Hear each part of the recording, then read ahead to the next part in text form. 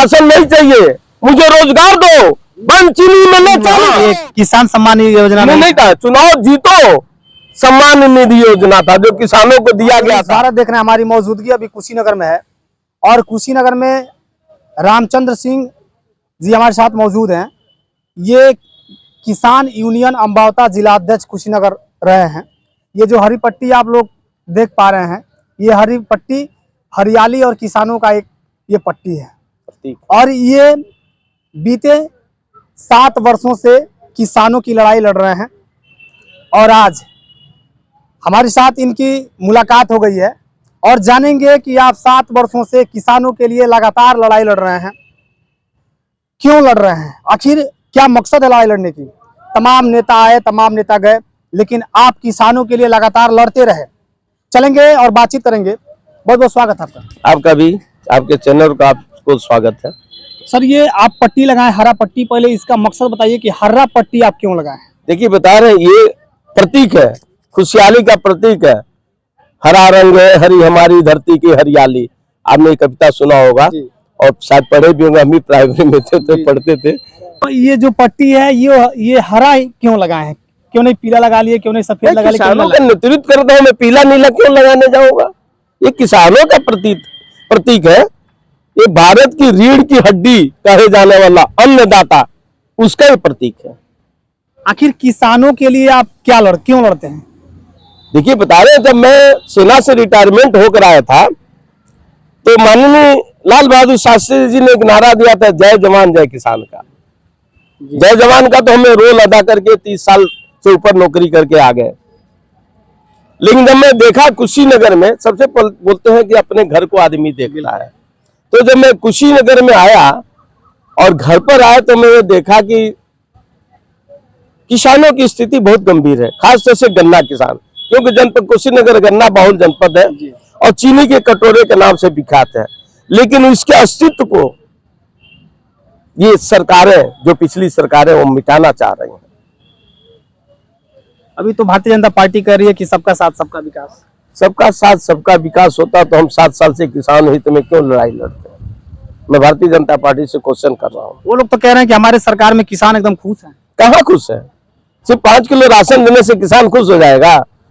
ये देश का 140 करोड़ जनता आज की तारीख में 82 करोड़ जनता को भाजपा ने कटोरा 5 किलो राशन लेने कटोरा पकड़ा दिया और भारत का प्रधानमंत्री जी बोल रहे हैं कि मैं भारत को विश्व गुरु बनाऊंगा। हाउ टू पॉसिबिलिटी है? और कह रहे हैं अगले 5 साल तक राशन हम देंगे। 5 साल तक राशन देकर और भिखारी बनाना चाहते हैं? नहीं चाहिए आपका 5 किलो राशन जनता को। मैं ये कह रहा हूं, मेरा पर्सनल ओपिनियन है, this is my personal opinion. मुझे राशन नहीं चाहिए, मुझे रोजगार दो, बंद चीनी मिलने चालू करो, करना भुगतान समय से दो, हमारे बच्चों को रोजगार दो, नौकरी दो।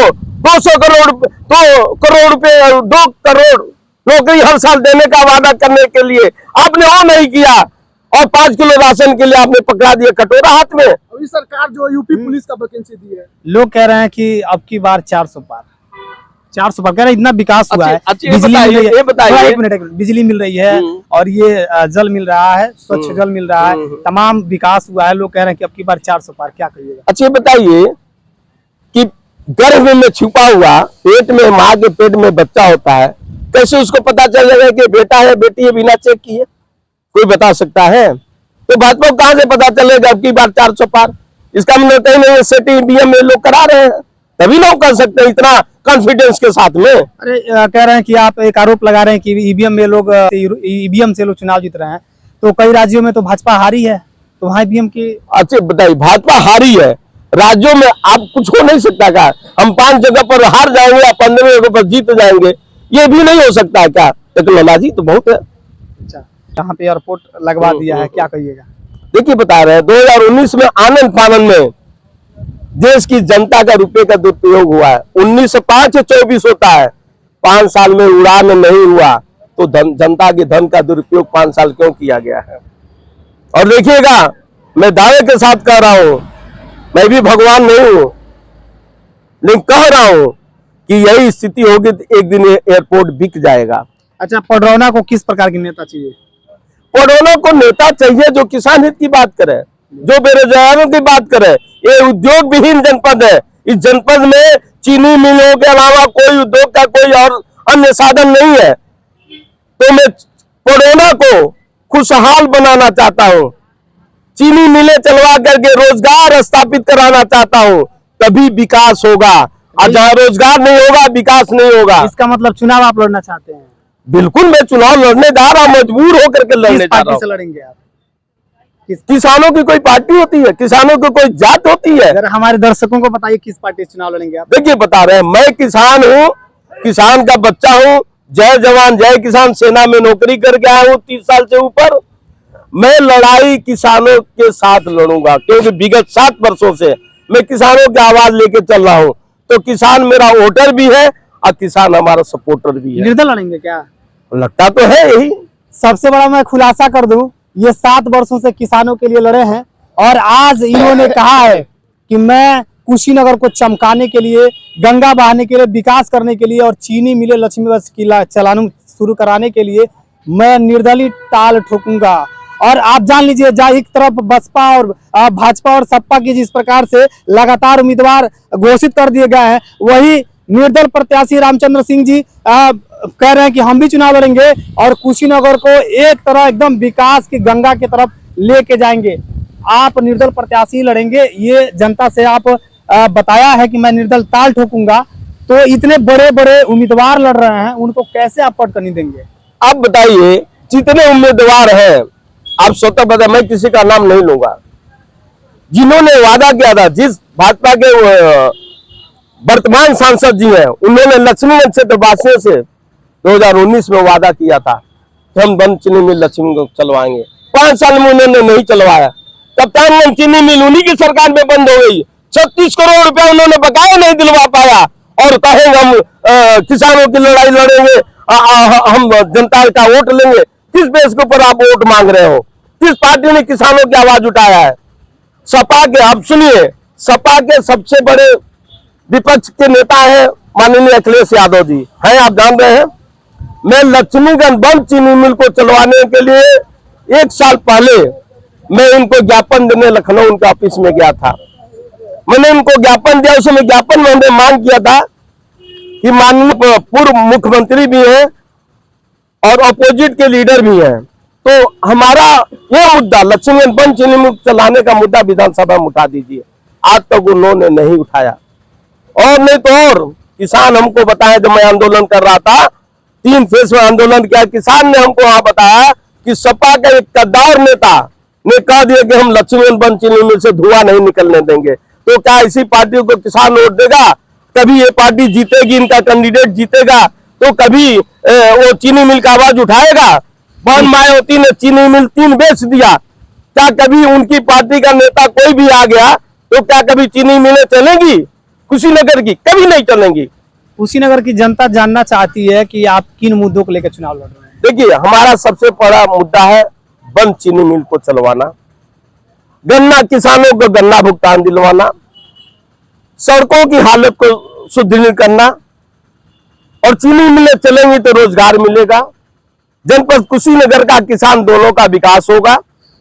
रेलवे लाइन जो है, लंबी दूरी की ट्रेन चलवाएंगे और इस रेलवे लाइन को कप्तानगंज लेकर थावे तक दोहरीकरण का भी कार्य हम कराने की कोशिश करेंगे। युवाओं के लिए क्या करिएगा? युवाओं के लिए रोजगार जो कुशीनगर में है, हम रोजगार स्थापित कराने की कोशिश करेंगे। कुछ और फैक्ट्रियां, जो बड़ी बड़ी फैक्ट्रियां इंडस्ट्रियल यदि यहाँ आना चाहते हैं तो हम उनको बुलाएंगे कि भाई अपनी फैक्ट्री लगवाइए और वहां पर हमारे कुशीनगर का विकास हो।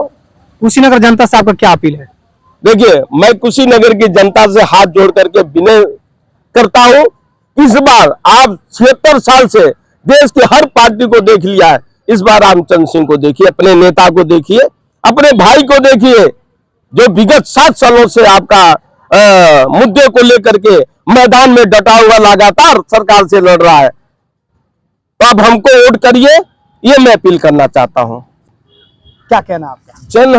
जनधन योजना में जब खाता खुला था तो उस समय क्या हालत हुई थी गरीबों की, आपने देखा था। उस समय जितने भी लाफिया थे, दलाल थे, उन्होंने खाता खुलवाने के नाम पर बहुत धन लूटा गरीबों से। और सरकार ने 15 लाख कहा था कि हर खाते में आएगा जनधन योजना में, 15 रुपये भी नहीं आए। इस समय वो कितना रुपया आ रहा है मेरे खाते में तो अभी तक नहीं आया, जिसके खाते में आएगा उसको जानकारी होगी। जनधन योजना में अभी तक 15 लाख किसी के नहीं आए, ये मैं आपको दावा के साथ कर सकता हूँ। प्रधानमंत्री जी से पूछना चाहते हैं कि मान्यवर, और आपसे भी पूछना चाहते हैं, आप लोग भी उसी में शामिल, अभी किसान के बच्चे हो, आपके परिवार में भी आता होगा पैसा, आप बताइए 16 रुपये 48 पैसे में एक टाइम का चाय आप पी सकते हो? पी सकते हैं? आप बोलिए हाँ या ना। नहीं हो सकता है ना। चीनी चाय की पत्ती नहीं आएगी, महंगाई इतनी है। तो जनधन क्या नाम है, किसान सम्मान निधि, वो तो 2019 में जो लागू हुआ था, ये चुनाव जीतो सम्मान निधि योजना था। ये हमको जानकारी हुआ। हाँ, कि किसान सम्मान निधि योजना नहीं था, चुनाव जीतो सम्मान निधि योजना था जो किसानों को दिया गया था। जैसे 5 किलो राशन का कटोरा पकड़ा दिया गया, अभी मैंने बताया था। तो मुझे बना दीजिए, मैं विकास करूंगा। देखने की यह बात है कि अगर जनता इनको मौका देती है, सांसद अगर बनते हैं तो कितना विकास कर पाते हैं। जीतने के बाद भी इनसे बातचीत होगी, मुलाकात भी होगी, और आप लोग फिर से आप हमारे साथ और देखते रहिए न्यूज़ भारत। जय हिंद।